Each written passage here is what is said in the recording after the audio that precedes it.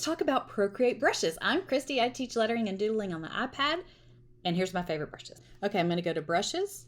I'm going to click on calligraphy. See how the blue icon is there? And then I'm going to go down to monoline. That's the one I'm using now. And depending on what size you want your brush to be,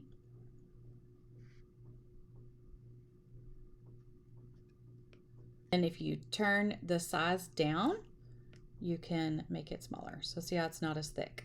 Another one of my favorite brushes is, as a hand letterer, I love this, is the script brush. I'm still on calligraphy and I'm gonna scroll. Here's the script brush and then I'm gonna play with it. Now, what's really cool about this one is it's pressure sensitive, okay? So if you press down, you're gonna get a thicker line, okay? And if you lift up, you're gonna get a thinner line. Let me show you again. See, it's pressure sensitive. Heavy down, light up. And with brush lettering, that's important to be able to have the thick and thin strokes. These brushes are good and versatile. Every time I want to do some kind of doodling, I like to use monoline. When I'm doing my hand lettering, I love to write with script. I hope this was helpful. Make sure you're following so you don't miss out on the videos, and my membership is opening soon.